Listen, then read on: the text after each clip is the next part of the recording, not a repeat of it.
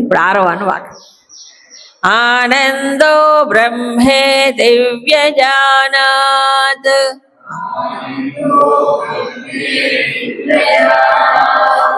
ఆనందాధ్యేవ ఖల్విమాని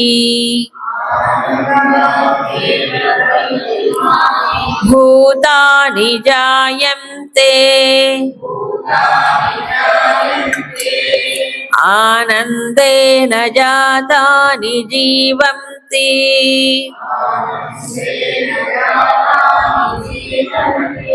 ఆనందం ప్రయంత్యభిసంవిశంతీతి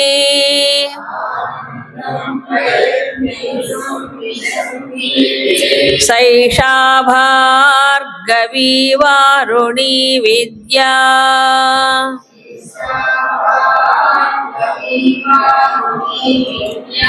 పరమే వ్యోమన్ ప్రతిష్ఠితా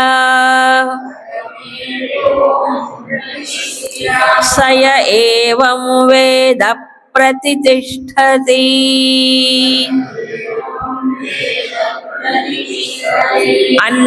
అన్నవానన్నాదో భవతి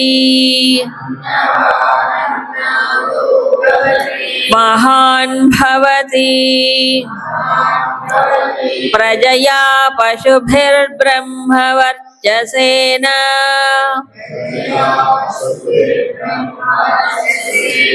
మహాన్ కీర్త్యా.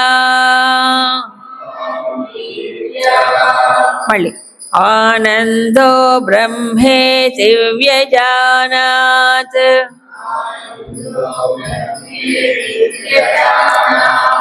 ఆనందాధ్యేవ ఖల్విమాని భూతాని జాయంతే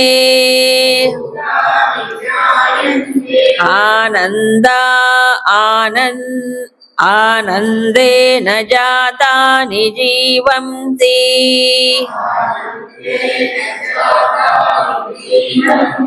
ఆనందం ప్రయంత్యభిసంవిశంతీతి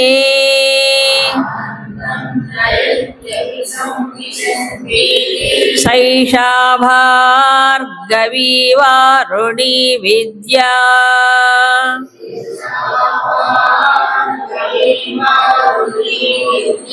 పరమే వ్యోమన్ ప్రతిష్ఠితా సయ ఏవం వేద ప్రతిష్ఠతి.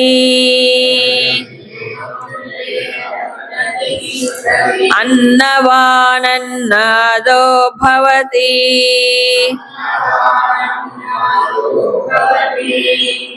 మహాన్ భవతి ప్రజయా పశుభిర్బ్రహ్మవర్చసేన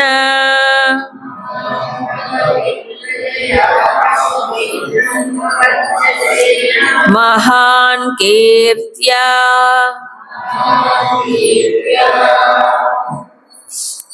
తర్వాత సో విజ్ఞానమును మించింది ఏమిటి ఇప్పుడు? ఆనందం. సో జ్ఞానము కూడా, మానవుడి జ్ఞానం కూడా దేన్ని బట్టి? ఆనందం ఎక్కడ దొరుకుతుందో అటువైపు మళ్ళుతూ ఉంటుంది జ్ఞానం కూడా. అందుకని ఏమన్నారు? ఆనందో బ్రహ్మేది వ్యజానాత్. తర్వాత ఈయన తెలుసుకున్నాడు విచారణ ద్వారా. ఏమన్నా? ఆనందమే బ్రహ్మము. ఆనందో బ్రహ్మ అంటా చూడండి, అదే. సరే, మరి మనుషులు ఎలా పుడుతున్నారు? ఆనందాధి ఏవా ఖలు ఇమాని భూతాని జాయంతే. జీవులు ఎలా పుడుతున్నారు? ఆనందం వల్లనే పుడుతున్నారు. అవునా కాదా? ఆనందంలోనే పుడుతున్నారు. ఆనందంలో పుట్టడం ఏంటండి? అవును, ఇప్పుడు తల్లి తండ్రి ఉన్నారు, వాళ్ళు ఆనందం కోసమే కదా ఒకటవుతారు, ఏడ్చుకుంటూ అవునా? ఆనందంలో ఒకటైనప్పుడు కూడా అదేంటి సంతానం కలుగుతుంది. ఆ ఆనందం కోసమే కదా మనిషి పరితపిస్తాడు. అది లౌకికమే కావచ్చు, అది భౌతికమే కావచ్చు. అయినప్పటికీ దేని వల్ల పుడుతున్నారు? ఆనందం వల్ల. బాగా లోతుగా అర్థం చేసుకుంటే అంతే. మరి మనిషికి కామం అనేది భౌతిక స్థాయిలో ఉండేవాడికి అదే సుఖం. తానే శరీరం అనుకునేవాడికి దానికోసమే పరితపిస్తుంటాడు, అన్వేషణ చేస్తుంటాడు ఎప్పుడు. కాబట్టి దానివల్లనే సంతానం అనేది కలుగుతుంది, పుడతారు. అందుకే మన పెద్దలు ఏం చెప్పారంటే మొట్టమొదటి సంతానమే ధర్మ సంతానం అంట, మిగతాదంతా కామ సంతానమే అంట. అంటే ఈ వంశాన్ని నిలబెట్టాలి అనేటువంటి ధర్మచింతనతో సంతానాన్ని పొందేవాడు ఎవరైతే ఉంటారో వాడు గృహస్థ ధర్మాన్ని ఆచరించిన వాడు అవుతాడు. అందుకే ఏమవుతున్నారు వాళ్ళు, ఒక్క పుత్రుడు కలగగానే ఇక మళ్ళీ ఆపేస్తారు. ఇంకోటి ఏం చెప్పారు మనకి ప్రశ్నోపనిషత్తులోన దాంట్లోనే చెప్పాడు, ప్రజాపతి వ్రతం అంటాడు. ప్రజాపతి వ్రతంలో ఏమంటాడు, ఇద్దరు ప్రజాపతి రెండింటిని సృష్టించాడు, ఏమిటి ప్రాణము రయ్యి. అలాగే ఎవరైతే ఇద్దరు సంతానంతో తమ సాంసారిక జీవితాన్ని ముగించి బ్రహ్మచర్యంలో ఉంటారో అదేం ప్రజాపతి వ్రతం అంటాడు. చెప్పలే 1 or 2 అంతే లేదు. అయితే వాళ్ళు ఉత్తమమైన లక్ష్యాన్ని పెట్టుకొని అలా కంట్రోల్తో సంయమనంతో జీవిస్తారు. ఇప్పటిలాగా కాదు, ఇది ఇప్పుడు బాధ్యతారహితమైనటువంటి ఆలోచనలు జీవనం, అప్పుడు అలా కాదు. కాబట్టి దీన్ని బట్టి చూస్తే ఆనందంలోనే జీవులు పుడతారు. ఆనందం కోసం మనిషి అన్వేషణ చేస్తాడు, అవునా కాదా? లేకపోతే ఒంటరిగా ఎందుకు ఉండకూడదండి మనిషి? ఒంటరిగా ఏకాంతంలో జీవనం చేయొచ్చుగా, ఎందుకు జంట కోసం వెతుక్కుంటాడు చెప్పండి? పశుపక్షాదులు వెతుక్కుంటాయి జంట కోసం, మనిషి కూడా ఎందుకు వెతుక్కోవాలి? అవునా కాదా? ఆనందం కోసమే, ఆనందం పొందాలనేటువంటి ఒక అన్వేషణ కోసమే. అయితే అది భౌతిక స్థాయిలో ఉంటుంది విజ్ఞానం. అందుకని వాడికి ఏం చేస్తాడు, భౌతిక అన్వేషణలోనే ఉంటాడు. కాబట్టి దానివల్లనే సంతానం కలుగుతోంది, జీవుళ్ళు పుడుతున్నారు, అంతే. తర్వాత పుట్టిన వాళ్ళు ఆనందేన జాతాన్ని జీవంతి. సరే పుట్టారు, పుట్టిన తర్వాత ఎలా జీవిస్తున్నాడు చెప్పండి మనిషి? ఆనందం ఎక్కడ దొరుకుతుందో, ఎక్కడికి పొందుదామా అని ఆలోచిస్తూ అన్వేషిస్తూ జీవిస్తాడు, అవునా కాదా? అవునా? ఎక్కడ దుఃఖం అనిపిస్తే ఏమవుతాడు, దాన్ని పరిహరిస్తాడు, దాన్ని వదిలేస్తాడు. ఎక్కడ దొరుకుతుందా, ఇంకా ఎక్కువ ఎక్కడ దొరుకుతుందా, అవునా కాదా? జీవితం అంతా ఈ అన్వేషణలోనే సాగిపోతుంది. ఇహ చచ్చిపోయిన తర్వాత ఆనందం ప్రయంత్యభిసంవిశంతి. చచ్చిపోయిన తర్వాత ఎక్కడ పోతాడు? మళ్ళీ ఆనందమయ కోశమే. ఆనందమయ కోశం అంటే ఏంటి? వాసనలు, కారణ శరీరం, అవునా కాదా? ఏ వాసనలు సంపాదించుకుంటాడో కారణ శరీరం ద్వారా కదా మళ్ళీ పోయేది. లోపల సంస్కారాలనే మూటగట్టుకొని పోతాడు, కానీ ఇంకేమైనా ఒక్కటి తీసుకుపోతాడా? తీసుకుపోడు. కాబట్టి కారణ శరీరం అంటే ఏంటి? ఇప్పుడు ఆనందమయ కోశం మనకు తెలుసు. సో చచ్చిపోయేటప్పుడు కూడా ఏమవుతున్నాడు, మళ్ళీ ఆనందమయ కోశములో సంస్కారం లేవు, దాన్ని బట్టే ఆ మూట కట్టుకొని వెళ్ళిపోతాడు. మళ్ళీ దాన్ని బట్టే మళ్ళీ జన్మ. కాబట్టి ఏమన్నారు ఇప్పుడు, ఈ మొత్తం జీవితాన్ని నియంత్రించేది ఏమిటి? ఆనందమయ కోశం అంటే సంస్కారాలతో కూడుకున్నది అని అర్థం. విచిత్రం చూడండి. అందుకే మనిషి కూడా తన సంస్కారాల్ని బట్టే ఆనందాన్ని వెతుక్కుంటాడు, అవునా? పూర్తిగా లౌకిక స్థాయిలో ఉండేవాడు ఆనందాన్ని ఎక్కడ వెతుక్కుంటాడు? భౌతిక ప్రపంచంలోనే వెతుక్కుంటాడు.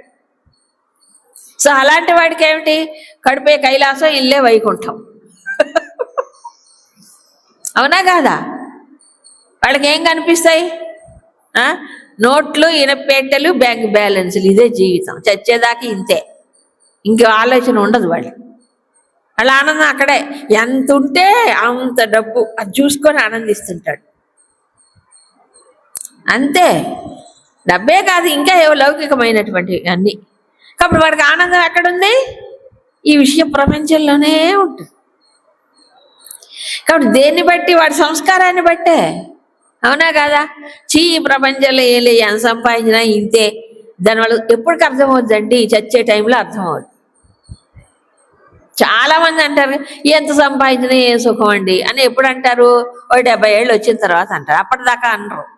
అంటే వెలగదా బుద్ధి, సంస్కారాలు రావు, ఉండవు. అప్పుడు తెలుసుకుంటే ఏం లాభం? అయిపోయింది జీవితం. అవునా కాదా? కాబట్టి అప్పుడు చెయ్యాలన్న సాధన చాలా కష్టం. ఏదో అప్పటికైనా కనువిప్పు కలిగితే పర్వాలేదు. కొంతమంది కలగదు, చచ్చిపోయేదాకా కలగదు, కలగనే కలగదు. ఈ డాక్టర్ బాగాలేడురా, వేరే డాక్టర్ని విలువ అంటాడు. ఇవన్నీ మనం చూస్తూనే ఉన్నాం, వింటూనే ఉన్నాం. అవునా కదా? ఎక్కడ చూసుకుంటాడు సుఖాన్ని? తమకున్న వాటిల్లోనే చూసుకుంటాడు. హాయిగా భగవత్ స్మరణలో చచ్చిపోదాం అనే చింతన వచ్చేది ఎవరికండి? అంతమందికి. అది సాధన చేస్తుంటేనే చివరికి ఆలోచనలు వస్తాయి, లేకపోతే రావు. అదే మా పిల్లవాడు ఉన్నాడా, 3వ వాడు ఉన్నాడా, 4వ వాడు ఉన్నాడా, మా మనవడు ఏడి, మా మనవరా లేదు, ఆడు లేదు, వీళ్ళు లేదు, ఆ బ్యాంకు ఎట్లుంది, అది ఇదే ఆలోచన. ఇవే విచిత్రం ఏంటంటే అన్ని బాగున్న వాడికి ఇవే, బాగలేని వాడికి కూడా ఇవే ఆలోచన. వైరాగ్యం తొందరగా రాదండి, వివేకం వస్తేనే వైరాగ్యం వస్తుంది. కాబట్టి ఆనందం ఎక్కడుంది అని ఒక నిర్ధారణ జరగాలి మనిషికి. జరగనంత కాలము ఏమవుతుంది? ఇక్కడిక్కడే వెతుక్కుంటుంది. మనుషుల ద్వారానో, వస్తువుల ద్వారానో, సంఘటనల ద్వారానో ఏదైనా ఒక మంచి అనుభవం వచ్చింది అనుకోండి, ఏదో ఒక మంచి జరుగుతుంది కదా, అప్పుడు అబ్బా అబ్బా అబ్బా తలుచుకొని అదే ఆనందిస్తాడు.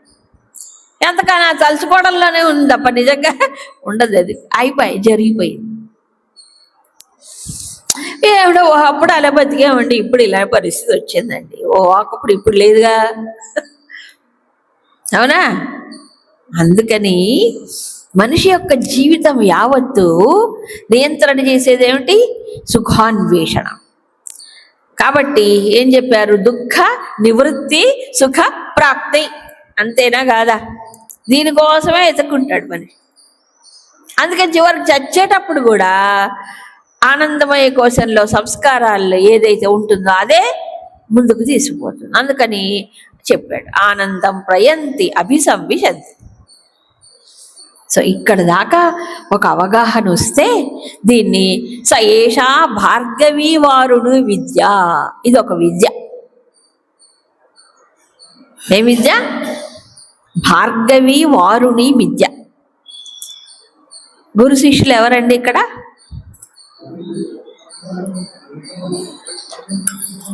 ఇక్కడ గురు శిష్యులు ఎవరు? వరుణుడు, భృగువు. సో వాళ్ళిద్దరు సంబంధించిన పేర్లతో దీని భార్గవి వారుణి విద్య అని పేరు పెట్టారు. భృగువు శిష్యుడు, వరుణుడు గురువు గారు, తండ్రి కదా. ఈ స్థాయికి వచ్చి అవగాహన కలిగితే అది భార్గవి వారుణి విద్య. నిజమే. ఇంతవరకు అర్థం చేసుకున్నవాడు తప్పకుండా ఏమవుతున్నాడు? అసలైన సుఖం, శాశ్వతమైన ఆనందం ఎక్కడుందో అటే ప్రయాణం చేస్తాడు. అటువైపే అన్వేషణ ఉంటుంది.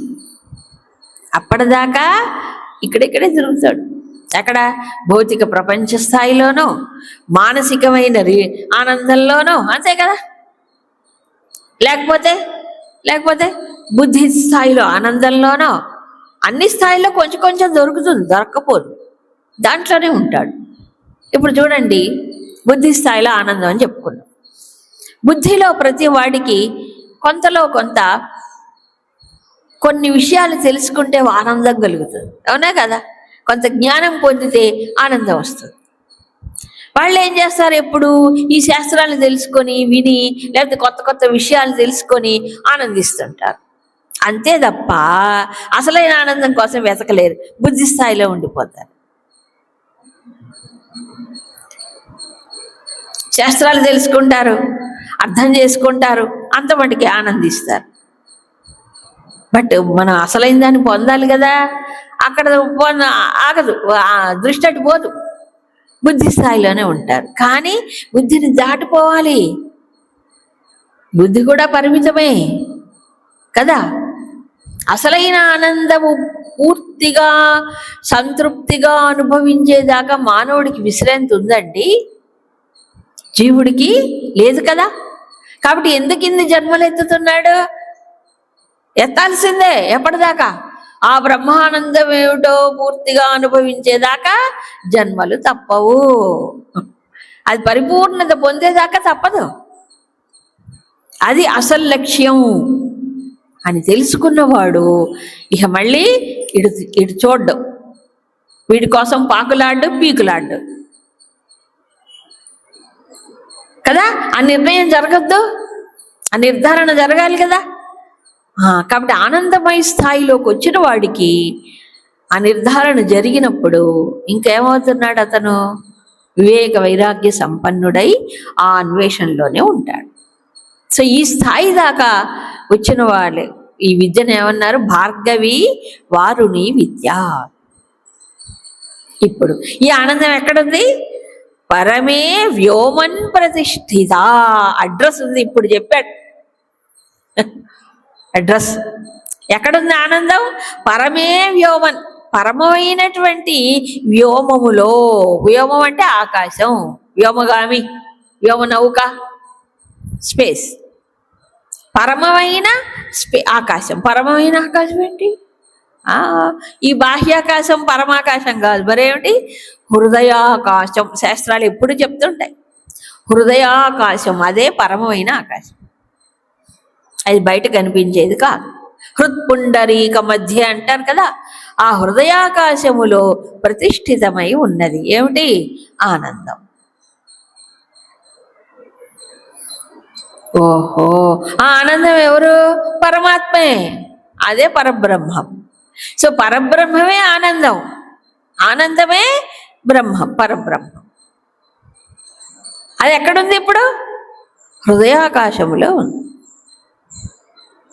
అని అన్ని శాస్త్రములు చెప్తూనే ఉన్నాయి. మహాత్ములందరూ అదే చెప్పారు. ఇది అర్థం చేసుకున్నవాడు ఎటు తిరుగుతాడు? అప్పుడు ఎటు తిరుగుతాడు? హృదయంలోకి మళ్ళుతాడు. ఈ హృదయ గ్రంథులు ఏవైతే అడ్డం వస్తున్నాయో, ఏమిటి హృదయ గ్రంథులు? అవిద్య, కామ, కర్మములు. ఈ మూడు హృదయ గ్రంథులు కట్టి పారేస్తున్నాయి ఈ ప్రపంచానికి. ఒకటి అజ్ఞానం, రెండు కామ కోరికలు, మూడు కర్మలు. ఈ మూడు మనిషిని ఏం చేస్తున్నాయి? ఇవన్నీ అజ్ఞాన గ్రంథులు అంటాడు కదా, అజ్ఞాన గ్రంథులు. కాబట్టి ఈ జ్ఞాన విచారణ ద్వారా ఏమవుతున్నాడు మనిషి? ఈ అజ్ఞాన గ్రంథుల్ని ఏం చేస్తాడు? టక్క టక్క కట్ కట్ కట్ విచారణ ద్వారా వాటిని అధిగమించి అసలైన ఆనందం ఎటుందో అటువైపు తిరుగుతాడు. ఎక్కడ? హృదయంలోనే ఉంది. అందుకే అందరు మహాత్ములు, అన్ని ఉపనిషత్తులు ఏం చెప్తాయి? హృదయం హృదయం హృదయం హృదయంలోనే ఉంది. అదే అమృతత్వం, అదే పరబ్రహ్మ స్వరూపం, అదే ఆనందం. అటు తిరుగు, అటు తిరుగు, లోపలే వెతుక్కో, బయట లేదు. బయట పాకులాడద్దు పీకులాడద్దు, లేదు. ఉంటే కదా నువ్వు పాకులాడితే దొరికేది, లేనప్పుడు ఎందుకు కదా. పరమే వ్యోమన్ అది. కాబట్టి ఈ విద్యని ఏమన్నారు? భార్గవి వారుని విద్య. సయ ఏవం వేద ప్రతిష్టతి. ఇలా తెలుసుకున్నవాడు ఏమవుతున్నాడు? చక్కగా ఏమవుతున్నాడు? ప్రతిష్టతి, నిలకడగా ఉంటాడు. దేంట్లో? పరమాత్మలో. అన్నవాన్ అన్నాద భవతి. అలాంటి వాడికి భౌతికంగా కూడా అన్ని సమకూరుతాయి. అన్నవాన్ అంటే అన్నము అంటే భౌతిక విషయాల్ని అతను కోరకుండానే అతనికి ఏది రావాలో అవి వస్తాయి. అన్నాదో భవతి అన్నవాన్. అన్నము కలిగిన వాడవుతాడు, అన్నమును ఆస్వాదించిన వాడవుతాడు. మహాన్ భవతి, గొప్పవాడవుతాడు. ప్రజా పశుభి బ్రహ్మవర్చసేన. అతని చుట్టూ ప్రజలు. ప్రజలంటే ఏంటి?